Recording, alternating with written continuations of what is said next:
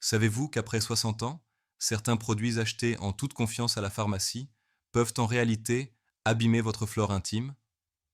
Beaucoup de femmes pensent qu'un produit vendu librement est forcément sans danger. Pourtant, avec l'âge, la muqueuse vaginale devient plus fine, moins protégée par les oestrogènes, et l'équilibre fragile des bonnes bactéries peut être détruit en quelques semaines seulement.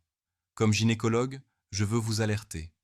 Trois produits très courants, que l'on croit utiles ou même nécessaires, provoquent en silence sécheresse, irritation et infection à répétition. Le premier produit problématique, ce sont les savons dits intimes. Ils sont souvent parfumés, colorés, avec un pH inadapté. Après 60 ans, la flore intime ne supporte plus ces agressions chimiques.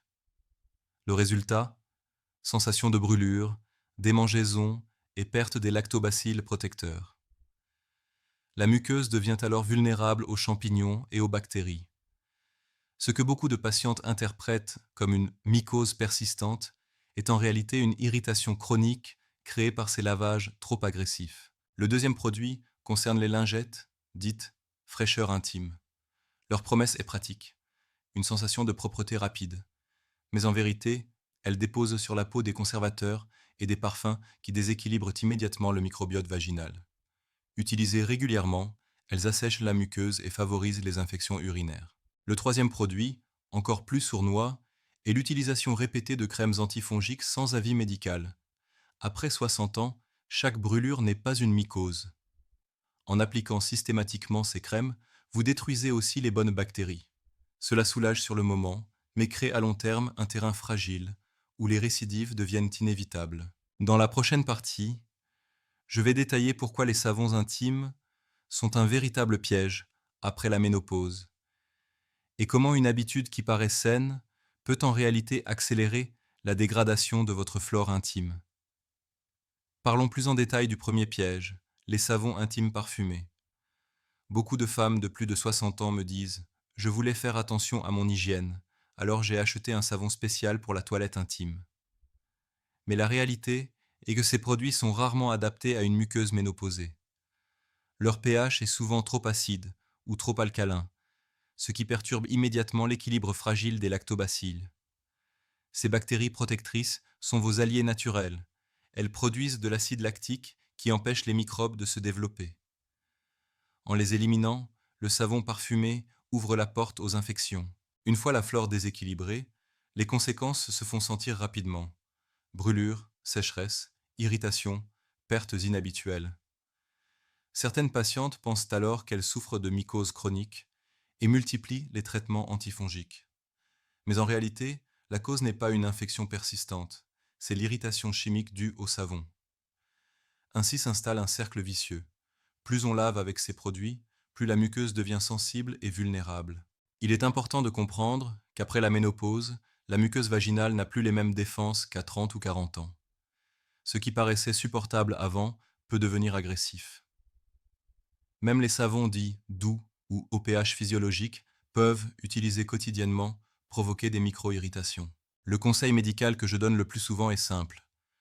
L'eau claire suffit pour la toilette intime quotidienne. Et si une sensation de sécheresse persiste, il vaut mieux utiliser un gel hydratant spécifiquement conçu pour la muqueuse vaginale, prescrit ou recommandé par un professionnel de santé. Dans la prochaine partie, je vais vous expliquer pourquoi les lingettes intimes, souvent considérées comme pratiques et inoffensives, sont en réalité l'un des produits les plus nocifs pour la flore intime après 60 ans. Le deuxième produit trompeur, ce sont les lingettes intimes. Elles sont présentées comme pratiques, discrètes, idéales à emporter dans le sac pour une sensation de propreté rapide. Mais après 60 ans, leur utilisation régulière est une véritable erreur pour votre santé intime. Ces lingettes contiennent presque toujours des parfums, des conservateurs, parfois même de l'alcool. Résultat, elles assèchent la muqueuse et détruisent le microbiote protecteur. Une flore déjà fragilisée par la ménopause devient alors encore plus vulnérable. J'ai souvent vu des patientes qui, persuadées de bien faire, utilisaient ces lingettes plusieurs fois par jour. Elles décrivaient ensuite des brûlures, une sensation de tiraillement, parfois même de petites fissures douloureuses. Et ce qui devait être un geste d'hygiène se transformait en porte d'entrée pour des cystites ou des vaginoses à répétition. Les lingettes donnent l'illusion d'une fraîcheur immédiate, mais elles perturbent profondément l'équilibre naturel du vagin et de la vulve. Il faut aussi rappeler que la zone intime n'a pas besoin d'être parfumée ou désodorisée. L'odeur naturelle du corps n'est pas un signe de saleté, c'est un reflet de son équilibre. Quand on applique régulièrement des produits parfumés, le corps réagit par plus d'irritation et de perte, ce qui pousse certaines femmes à en utiliser encore davantage, aggravant le problème. Le meilleur geste reste le plus simple: laver avec de l'eau tiède, porter des sous-vêtements en coton et changer régulièrement de linge. C'est cela qui maintient la flore en bonne santé, pas une lingette imbibée de produits chimiques. Dans la prochaine partie, je vais vous parler du troisième produit, l'utilisation excessive de crèmes antifongiques en automédication, une pratique qui semble rassurante, mais qui, après 60 ans, peut faire plus de mal que de bien. Le troisième produit qui pose un vrai problème, ce sont les crèmes antifongiques utilisées en automédication. Après 60 ans, beaucoup de femmes associent toute démangeaison ou brûlure intime à une mycose. Elles achètent alors en pharmacie une crème antifongique et l'appliquent sans avis médical. Sur le moment, la sensation de soulagement est réelle, mais le danger est ailleurs. Ces produits détruisent aussi les bonnes bactéries protectrices. Résultat, la flore s'appauvrit et les récidives deviennent de plus en plus fréquentes. Je vois régulièrement des patientes qui viennent me dire: j'ai essayé 3 traitements différents, mais ça revient toujours. En réalité, ce n'était pas une mycose au départ, mais une irritation liée à la sécheresse ou au mauvais usage de produits nettoyants. À force d'appliquer ces crèmes, elles ont fragilisé leur muqueuse et favorisé un déséquilibre encore plus profond. Dans certains cas, l'automédication masque même des pathologies plus sérieuses, retardant le diagnostic et le vrai traitement. Il faut savoir que toutes les démangeaisons intimes ne sont pas des mycoses. Elles peuvent être dues à l'atrophie vaginale, aux variations hormonales, à une infection bactérienne ou simplement à une irritation mécanique. Seul un examen médical peut faire la différence. En appliquant une crème antifongique au hasard, vous ne traitez pas la cause, vous entretenez le problème. C'est pourquoi je recommande toujours: si les symptômes se répètent, consultez. Un simple prélèvement vaginal permet de savoir si la flore est équilibrée ou non, et quel est le vrai germe responsable. Vous gagnez du temps, évitez les récidives et protégez vos tissus à long terme. Dans la prochaine partie, je vais revenir sur les conséquences invisibles de ces 3 erreurs combinées: savon, lingettes et crème mal utilisées, et expliquer comment elles accélèrent la dégradation de la flore intime après la ménopause. Lorsque ces 3 erreurs se combinent, savon intime trop agressif, lingettes parfumées et crèmes antifongiques utilisées sans raison médicale, la flore intime se dégrade beaucoup plus vite qu'on ne l'imagine.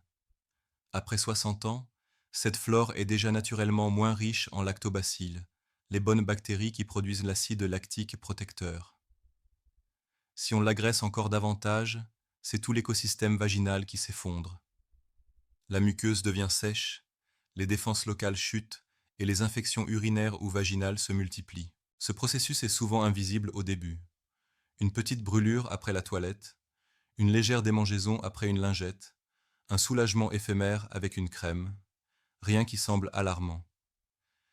Mais sur plusieurs mois, le déséquilibre s'installe.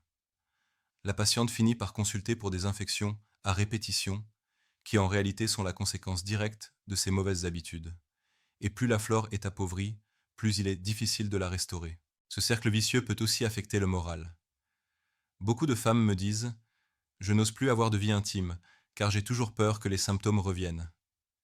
La souffrance n'est pas seulement physique, elle devient émotionnelle. Or, l'intimité après 60 ans est encore possible et bénéfique, mais seulement si la flore reste protégée. La bonne nouvelle, c'est que ce déclin n'est pas une fatalité. En supprimant ces produits nocifs et en adoptant des gestes simples, la flore retrouve une partie de sa force. Les infections s'espacent, la sécheresse s'atténue et la confiance revient. Dans la prochaine partie, je vais vous montrer quelles alternatives simples et douces existent pour nettoyer et hydrater la zone intime sans nuire à l'équilibre fragile de la flore après la ménopause. Alors, quelles sont les alternatives sûres pour préserver la flore intime après 60 ans? La première règle est la simplicité. L'eau tiède, utilisée une fois par jour pour la toilette externe, est largement suffisante. Le vagin possède un système d'auto-nettoyage naturel. Vouloir laver à fond n'est pas seulement inutile, c'est dangereux. Ce geste doux respecte le pH naturel et laisse les lactobacilles faire leur travail protecteur. Pour celles qui ressentent une sécheresse ou une irritation, il existe des gels hydratants spécifiques pour la muqueuse vaginale. Contrairement au savon ou aux lingettes, ces produits sont formulés pour restaurer l'hydratation et renforcer la barrière protectrice. Ils contiennent souvent de l'acide hyaluronique ou des substances apaisantes, sans parfum ni conservateur agressif. Ces soins sont de véritables alliés, à condition d'être choisis sur conseil médical et utilisés régulièrement. Les sous-vêtements jouaient également un rôle. Le coton respirant et le fait de changer de culotte au moins 2 fois par jour, en cas de transpiration, préviennent la prolifération des germes. De même, dormir sans sous-vêtements permet à la peau de respirer et réduit l'humidité locale, ce qui freine les infections. Enfin, l'alimentation et l'hydratation soutiennent aussi la flore. Consommer des yaourts fermentés, boire suffisamment d'eau et limiter le sucre créent un terrain défavorable pour les champignons. Ce sont des gestes simples mais puissants qui complètent l'hygiène intime. Dans la prochaine partie, je vais vous expliquer comment surveiller les premiers signaux d'alerte d'un déséquilibre intime et pourquoi réagir rapidement permet d'éviter que les infections ne deviennent chroniques après la ménopause. Apprendre à reconnaître les premiers signaux d'alerte est essentiel pour éviter que de simples déséquilibres ne se transforment en infections chroniques. Après 60 ans, les symptômes peuvent être plus discrets. Une légère sécheresse persistante, une petite sensation de brûlure à la fin de la miction, des pertes un peu différentes de l'habitude. Beaucoup de femmes ignorent ces signes en pensant qu'ils sont normaux avec l'âge. Mais en réalité, ce sont les premiers avertissements que la flore intime est fragilisée. Lorsqu'on réagit tôt, en arrêtant les produits agressifs, en hydratant correctement et en consultant un professionnel si besoin, il est possible de rétablir l'équilibre rapidement. Mais si on attend, les germes prennent le dessus et l'infection s'installe. Ce qui aurait pu être réglé en quelques jours nécessite alors des semaines, parfois des mois, de traitement. Et plus il y a de récidives, plus la muqueuse s'abîme, créant un cercle vicieux. Un autre signe souvent négligé est la douleur ou la gêne pendant les rapports sexuels. Beaucoup de patientes me disent « Je pensais que c'était juste la ménopause ». Or, cette douleur traduit souvent une sécheresse excessive et un microbiote affaibli. Ignorer ce signal revient à laisser la flore se dégrader sans intervenir. Je recommande donc toujours d'écouter son corps. Même une petite gêne répétée mérite attention. Plus tôt on agit, plus on protège la flore, et plus on préserve une vie intime confortable et sans inquiétude. Dans la prochaine partie, je vais vous montrer comment transformer la prévention en véritable rituel de bien-être, afin que l'hygiène intime après 60 ans devienne une source de confort et non d'anxiété. Transformer la prévention en rituel de bien-être est une étape clé pour protéger votre flore intime après 60 ans. Trop souvent, les femmes vivent l'hygiène intime comme une contrainte ou une source d'angoisse à cause des infections répétées. Pourtant, quelques gestes réguliers, posés avec douceur, peuvent devenir un moment de soin personnel et de sérénité. Par exemple, prendre quelques minutes le soir pour se laver simplement à l'eau tiède, puis appliquer un gel hydratant adapté, c'est non seulement un geste médicalement utile, mais aussi une manière de se reconnecter à son corps. Le choix des produits est ici central. Moins il y a d'ingrédients, mieux c'est. Un soin intime doit apaiser et protéger, jamais parfumer ni masquer l'odeur naturelle. Associer ce rituel à d'autres habitudes douces, comme enfiler un sous-vêtement en coton propre avant de dormir ou boire un verre d'eau tiède pour hydrater l'organisme, renforce encore ses bénéfices. Certaines de mes patientes me disent qu'elles redoutaient chaque toilette par peur de la douleur. Après avoir adopté ce rituel simple, elles me confient ressentir à nouveau du confort, et même du plaisir à prendre soin d'elles. Cela change radicalement leur rapport à leur intimité, qui cesse d'être un fardeau pour redevenir une source de confiance. C'est aussi un moment où l'on peut observer son corps, remarquer si la peau est irritée, si les pertes ont changé, si une gêne persiste. Ce petit temps d'écoute évite bien des complications, car il permet de réagir immédiatement. Dans la prochaine partie, je vais vous expliquer pourquoi, Même avec toutes ces précautions, il reste essentiel de consulter régulièrement un professionnel de santé afin de dépister et traiter à temps les vrais déséquilibres de la flore intime. Même avec une hygiène douce et des rituels adaptés, il reste essentiel de consulter régulièrement un professionnel de santé après 60 ans. Pourquoi? Parce que certaines infections ou déséquilibres de la flore intime ne donnent pas toujours de symptômes évidents. Une femme peut penser que tout va bien, alors qu'en réalité sa flore est déjà affaiblie ou qu'une infection silencieuse s'installe. C'est en consultation qu'un examen précis, parfois complété par un prélèvement, permet de faire la différence entre une irritation banale, une mycose, une infection bactérienne ou même une atrophie vaginale liée à la ménopause. J'ai vu des patientes qui, en automédication, utilisaient de crème et ovules pendant des mois sans résultat. Une fois le diagnostic posé correctement, il s'est avéré qu'il ne s'agissait pas de mycose, mais d'une sécheresse sévère nécessitant un traitement hormonal local léger.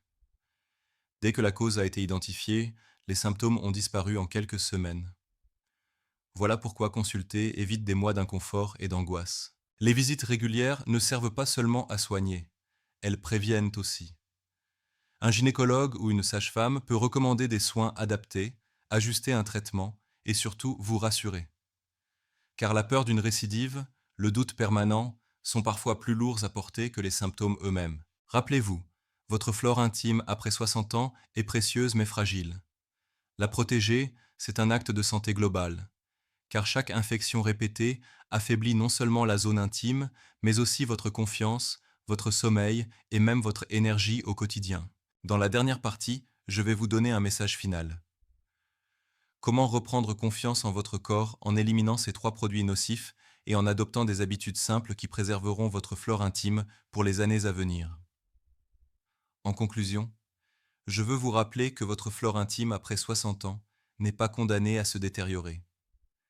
Ce qui la fragilise le plus, ce sont souvent des gestes que vous pensiez protecteurs. Les savons intimes parfumés, les lingettes de fraîcheur et l'usage répété de crèmes antifongiques sans avis médical sont 3 produits qui paraissent rassurants, mais qui détruisent lentement l'équilibre de votre microbiote vaginal. En éliminant ces habitudes, vous offrez à votre corps une chance réelle de retrouver stabilité, confort et protection naturelle. Protéger votre flore intime, c'est bien plus que prévenir des infections. C'est préserver votre énergie, votre sommeil, votre bien-être global et même votre confiance en vous. Beaucoup de femmes qui ont changé ces habitudes me disent « Je me sens enfin à nouveau en paix avec mon corps ». Et c'est exactement ce que je souhaite pour chacune d'entre vous. Ne laissez pas la honte ou la banalisation des symptômes vous empêcher d'agir. Votre santé intime mérite la même attention que votre cœur ou vos os. Un petit ajustement dans vos gestes quotidiens peut transformer vos années après la ménopause en une période de confort et de sérénité. Rappelez-vous, la simplicité est votre allié. L'eau claire, des sous-vêtements respirants, une hydratation adaptée et un suivi médical régulier sont les vraies clés de la protection intime. Vous n'avez pas besoin de produits sophistiqués ou parfumés, vous avez besoin de respect et de douceur envers votre corps.